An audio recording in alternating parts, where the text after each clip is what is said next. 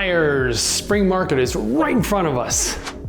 There are 3 things that you need to consider when buying in the spring market, and I'm gonna tell you about them right now. This is Road to Close Quick Hacks. My name is Brian Teyssier. First thing you wanna think of, okay, so I represented a lot of buyers, and sometimes we're looking in the winter, sometimes we're looking in the summer, sometimes they didn't buy, and the spring market's coming. We've heard there's more inventory. So the first thing to consider is, yes, there are more options typically in a northern climate market like Pittsburgh in the spring. Why is that? If there's a house on the market in the winter, whenever it's cold, sometimes snowy, holidays, etc., I tell all my buyers that house is on the market because that seller needs to sell the property. That's different than wants to sell the property. So in the springtime, we have sellers that want to sell their property. There may still be some need there as well, but the want is more of a driving force than the need. So that's why a lot of people wait until the holidays are over,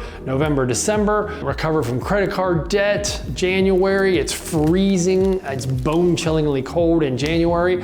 It seems like our precipitation winter, I'm gonna call it, that's a new term. I'm not a prognosticator, but I think there is a weather shift where we don't see that much snow in December. We don't see that much snow in January, but we're starting to see some snow in February and March. For instance, it's early March 2023 right now, and the north just got hammered. Even somewhere in California got hammered with feet of snow. So we're starting to see fall get pushed later into the year. It seems like it's pushing winter and obviously spring a little bit further back. So the weather starts getting nice in spring. Spring is considered this date through that date. And I can tell you, March, it starts picking up. Like my phone and my emails have already started picking up. It's early March, and by late March, we'll be looking pretty good as far as listings. And April is usually pretty much banging. May is pretty much banging as well. Kids are starting to get out of school. Parents have a lot more free time. June starts to tail off a little bit. July is kind of a vacation season, so we don't have a ton of business. So that's why the spring market is so hot. We seem to be, our northern climate market seems to be the busiest, so we're gonna have a lot more opportunity, more inventory. That's the number 1. The number 2 is, well, when you have more inventory, you're gonna probably have more competition. I don't mean the competition of the last couple of years. I just mean, there's gonna be more people there looking at the property, and you might get in a multiple offer situation here and there. Let's not forget, pre-COVID, multiple offer situations still arose.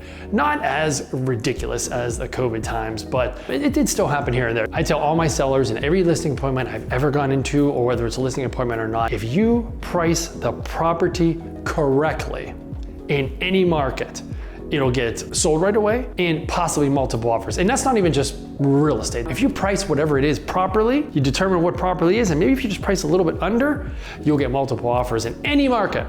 So that's why we have a lot more inventory, a lot more competition in the spring. And the third thing is, so you'll be spending more money. Interest rates might be a little higher, we're not quite sure. Sometimes they go a little bit higher in the spring, sometimes they go a little lower. The Fed's going crazy nowadays with this inflation. At this point in early March of 2023, I don't even know if we have inflation. I don't know if we have a recession. Nobody seems to know. So we're just gonna forget about all that. But you'll probably be spending a little bit more money because, like I said, there's gonna be more inventory, but there's also gonna be more competition. And the home values have come back down to a normal price, but they're still, in the spring, they still go up. So you're gonna be saving a little bit more money, not a ton more money.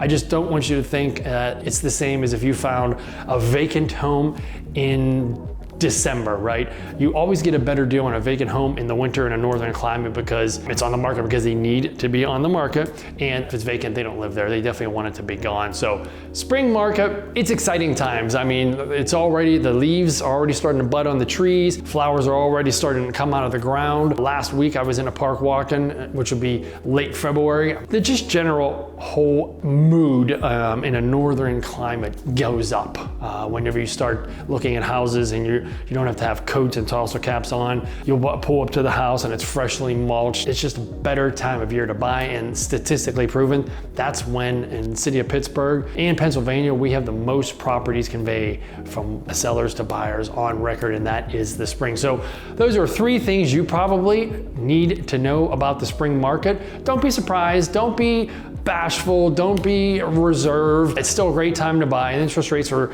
at a decent amount pre-COVID times. They're not gonna go down any lower. They're not gonna go up exponentially. So try not to let all of that noise bother you. Buy a house because you need to buy a house or because you wanna buy a house. You'll be just fine. All right, Brian Teyssier, Road to Closed Quick Hacks.